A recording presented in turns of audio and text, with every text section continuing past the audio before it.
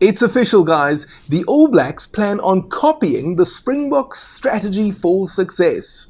Gone are the days, it seems, when New Zealand were the trendsetters. Now South Africa are the ones who are leading and the Kiwis are following. They say imitation is the sincerest form of flattery. Well, listen to this. All Blacks coach Scott Robertson has said that he plans on asking the New Zealand Rugby Union if they can also follow the Springboks strategy of selecting overseas-based players. Looks like they don't only want to take a leaf out of the South African playbook, they're taking an entire chapter.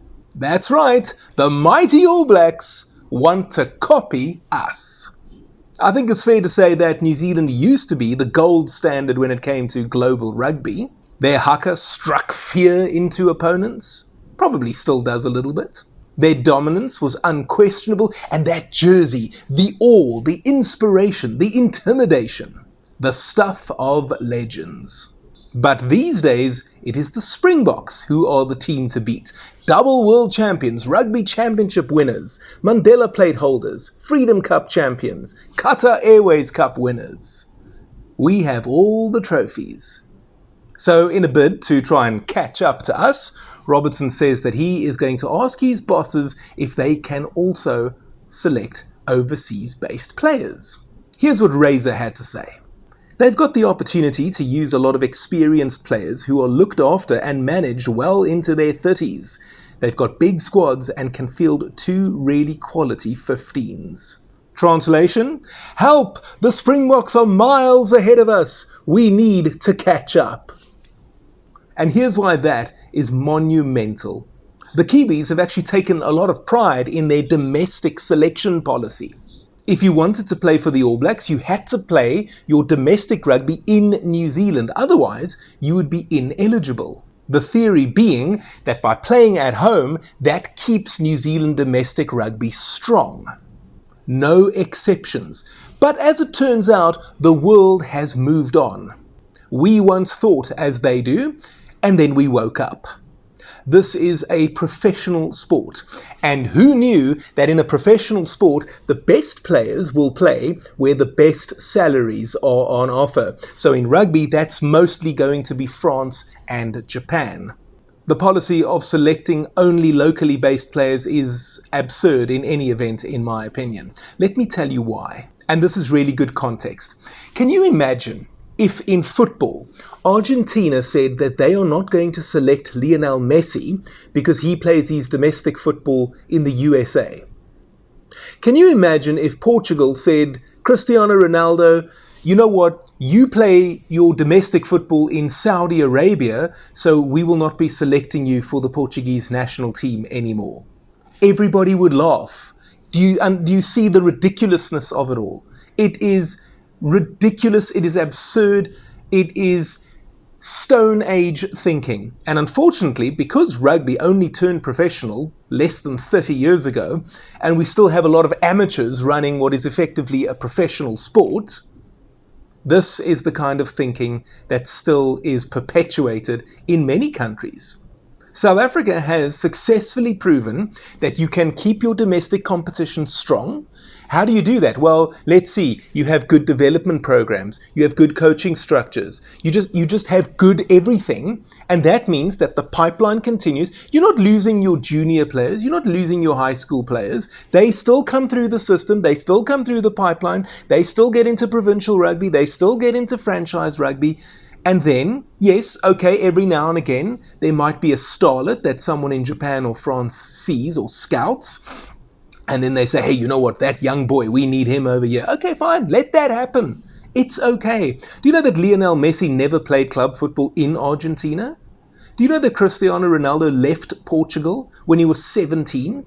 It's okay. It's not the end of the world. It's not going to weaken our rugby. By the way, all those Argentine and Brazilian players in football that go and play in Europe, has it weakened Brazilian or Argentine football? The two countries together have won 8 FIFA World Cups.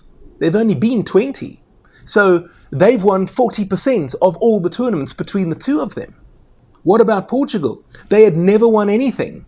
Ronaldo and all these wonderful Portuguese players playing in Europe, well, guess what? A few years ago, they won the European Championship for the first time. And as it turns out, the Springboks, selecting overseas-based players, went from losing 57-0 to the All Blacks to winning 2 Rugby World Cups back-to-back.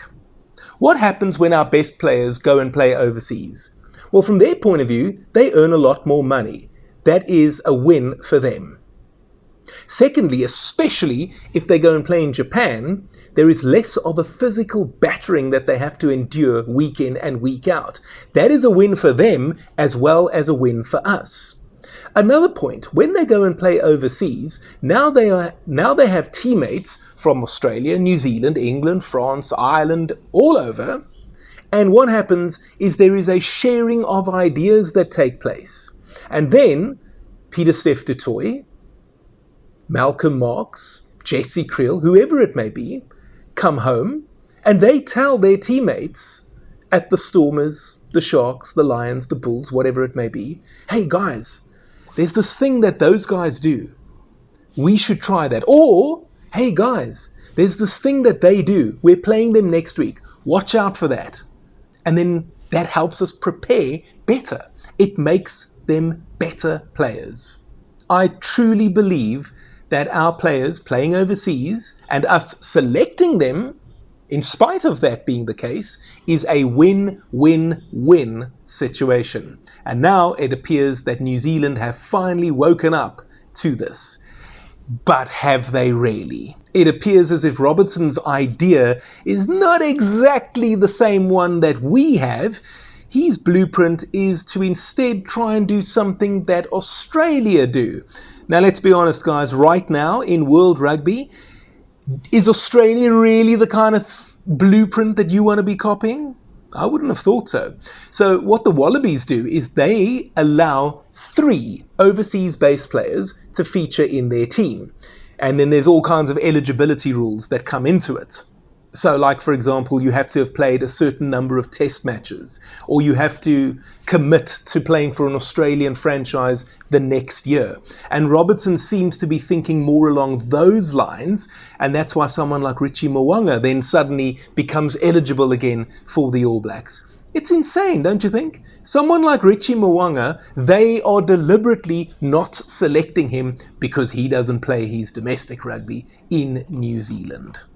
Nevertheless, I quite like the idea that the All Blacks are looking to us and saying, teach us, O wise ones. Tell me what you think about the selection policy. I know a lot of South Africans used to think we have to keep our rugby strong domestically, we have to pick our own players at home, don't encourage the guys that are overseas. I just think that's ridiculous. Like I said, can you imagine if this was done in any other sport? People would laugh. And that's because it's a professional sport. The best players play where the best salaries are on offer. And then, when we have international windows, they all come back to South Africa and play for the Springboks and clearly are very, very successful. I honestly think it's only a matter of time before the Kiwis, the Aussies and England, these 3 especially, finally decide, okay, you know what? We kind of need to be going that way. And it doesn't mean that your domestic rugby becomes strong. Look at us. The Stormers, the Bulls, the Sharks, the Lions, they're probably doing as well as ever. In the URC, our teams are very competitive. We're slowly but surely getting used to the Champions Cup. We've only been there now a couple of seasons. Give us a chance and you will see what we are capable of. And again, at the end of the day, if the Stormers, the Bulls, the Sharks, whatever, the Lions, if they don't win the URC, it's not the end of the world. It will be okay. The bigger prize here is that Webb Ellis Cup.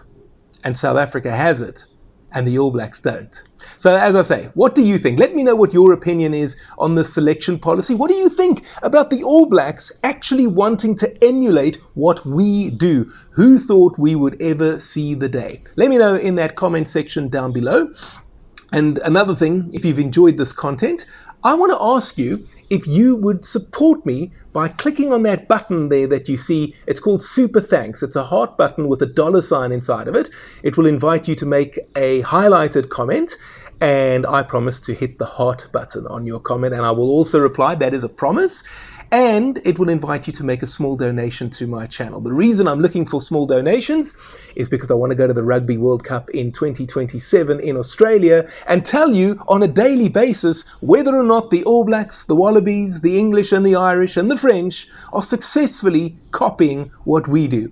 I would very, very much appreciate that support. You can also crock roll the like button while you're there, and you can subscribe to the channel if you haven't already done so. Now, two Springboks who know all about beating the All Blacks would be Nick Mallett. He was our coach when we defeated the All Blacks in 1998 in New Zealand. I did an exclusive interview with him.